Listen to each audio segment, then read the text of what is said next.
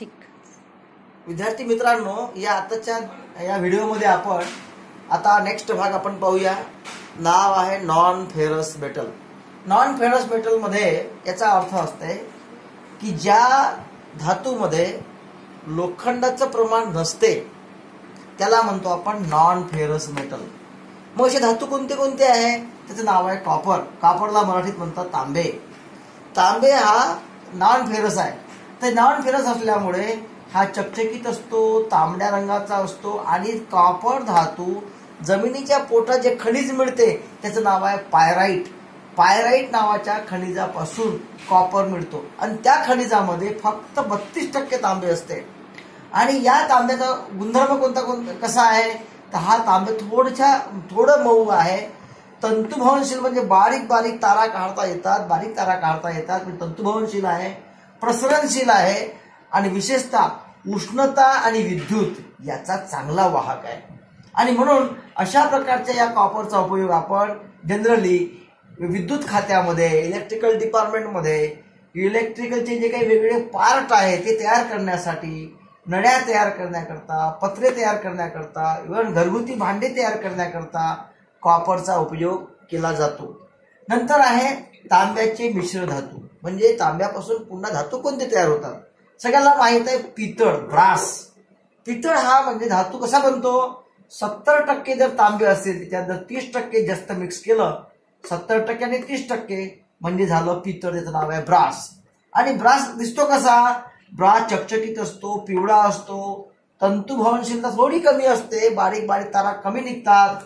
परंतु स्वयंपाकाची भांडी तयार करता येतात, शोभेचे दागिने तयार करता येतात, बोटीचे सुटे भाग तयार करता येतात, नळ्या तयार करता येतात. अशा प्रकारे या पितळपासून बनवतात. नेक्स्ट आहे गन मेटल. गन मेटल मध्ये 3 धातू मिक्स केले आहेत. 88% तांबे आहे, 10% कथिल आहे, 2% जस्त आहे. 88 आणि 2 90 आणि 10 100.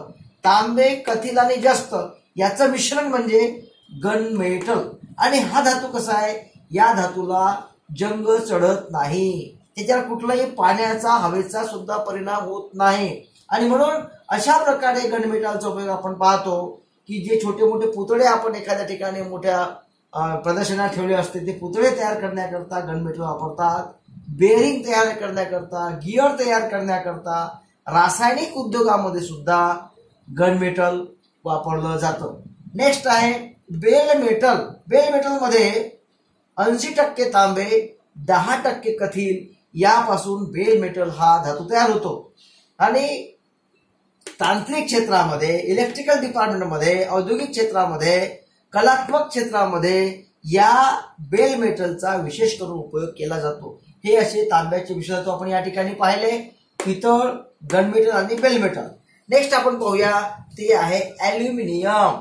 ॲल्युमिनियम धातू कशा प्रकारचा असतो? ॲल्युमिनियम धातू सगळ्यांना माहित आहे की हा बॉक्साईट नावाच्या खनिजापासून तयार केला जातो. आणि ॲल्युमिनियम धातू हा वजनाने हलका असतो. त्याच्यामध्ये 30 ते 35% ॲल्युमिनियम त्या बॉक्साईटमध्ये असते. आणि हा चकचकीत असतो, चिवट असतो, तंतुभवनशील असतो, प्रसरणशील असतो आणि विशेष करून इलेक्ट्रिकलचा चांगला वाहक असतो. विजेच्या तारा तयार करण्यासाठी, यंत्र तयार करण्याकरता, डबे, रंग तयार करण्याकरता आपण ॲल्युमिनियम वापरतो.